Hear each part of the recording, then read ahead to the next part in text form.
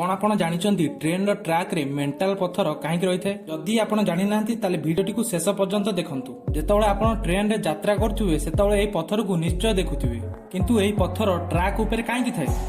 सर्वप्रथम आप जानी रखु जो ट्रैक आप देखुं तार तले कंक्रीट बना होते लंबा लंबा प्लेट्स को स्लीपर कहुए। स्लीपर तल को ग्रे पार्ट रे मेंटल पत्थर थाए जहाँ ट्रेन रो ट्रैक रे बिछाई दिया होते आउ या ब्लास्ट कहुए। तापर दुईटी लेयर थाए आउ दुईटी लेयर पर माटी थाए। आम मान भितर बहुत लोक लगे माटी उपरे ट्रेन रो ट्रैक थाए बट एक्चुअली यह माटी उपरे न थाए।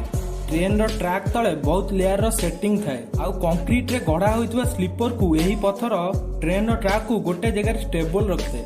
जदि रेलवे ट्रैक रे गोल गोल पत्थर व्यवहार करा जाए ताहले से परस्पर भितर बाड़े होई गोल गोल बुलिया को लागिब आउ ट्रेन रो ट्रैक गोटे जगह स्टेबल होई रहइबो नै। सेति मेंटल पत्थर व्यवहार करा जाए। मेंटल पत्थर आउ गोटे भी काम रे आसे। आपण माने जानिथिबे जदि पत्थर न दिया हबो ट्रैक रे ट्रैक टी एमिति होई जिवो। ट्रैक टी घास गछ रे भरी जिवो।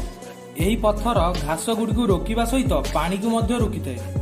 आपनका मन रे गोटे प्रश्न आसुथिबो एही पत्थर मेट्रो ट्रेन रे काहेकि व्यवहार होय नै कारण बहुत metro train underground and bridge रे बना होइते सेति एही पत्थर व्यवहार करा जाय नै। आउ मेट्रो ट्रेन रो ओजन नॉर्मल ट्रेन थारु बहुत कम थाए आउ एही ट्रेन बहुत छोट छोट देखा जांती सेति मेट्रो ट्रेन रे मेंटल पत्थर व्यवहार करा जाय नै। पूर्व वीडियोटी को लाइक आउ चैनल को सब्सक्राइब कर देबे। रहउची जय हिंद।